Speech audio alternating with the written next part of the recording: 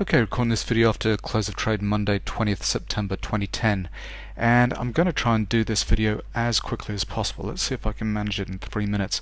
First of all, at today's activity we kind of blasted up through this 1120 level, closed up 1136.50, 1.6 million contracts traded, not a huge amount of volume, but this looks like a breakout to new highs and continuation of the uptrend.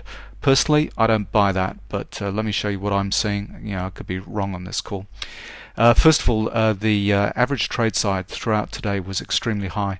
This is an indicator I don't show very often, but it just calculates the average trade size. It's different from Beta Pro Am, but not all that different. Today's activity, this is 3 bars of the 135-minute chart, were all extremely high average trade size. This is professional activity.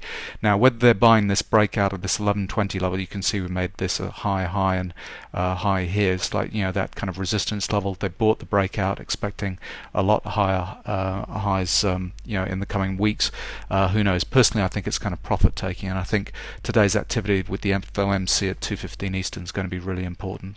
Also, just on the profit patterns side, it was a profit taking pattern at this 1140 level at the end of the day, so we know there's kind of sellers coming in at this 1140 level. If we also start to look at some of the other markets, I shan't look at the ES, just look at the bonds. Talked about bonds on the weekend. This has started to break to the upside here. Professional activity, cyclical turning point, and this has started to move to the upside. Copper started really weak. The open on Monday was a Rambo up bar, trying to break to new highs, got taken out, reversed to the downside, and we're starting to sell off in copper. The euro now looks like we're back up at 131 and looking to make new highs, but look how weak the buying is at this point with these bearish divergence signals right next to the zero line. So it's not a very healthy breakout. Crude started to come into this turning point, so we had a little bit of a rally, but this kind of turned midday, which is what I thought the Emini was going to do, but anyway it didn't. Crude actually did turn. All these professional blue bars at this turning point here, profit taking pattern and so on, and started to move to the downside.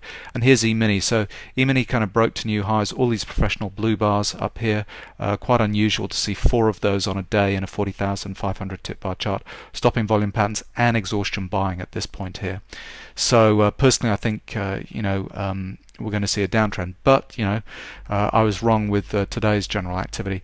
Turned out the best kind of entry point was right at the open. You can see that we had a cyclical turning point on the 4,500 tip bar chart. There was a triple kind of coincided on the 1500 and the 500 tip bar chart, and you can see coming into this turning point right at the open all of these Rambo patterns here and sell off kind of selling volume, but the price destruction that we got at 1122 was extremely weak coming into here.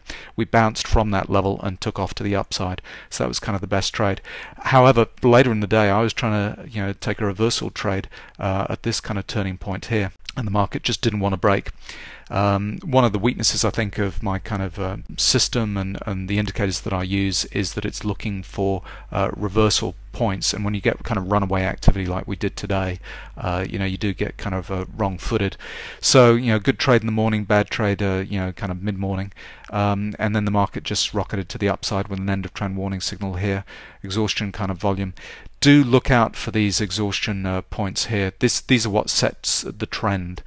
So we had the uptrend on the 4,500 tip bar chart was set by the the activity on the previous day on the Friday with exhaustion selling at this point. So we're not looking to a reversal in trend until we get those kind of sell-off volumes on the better momentum indicator.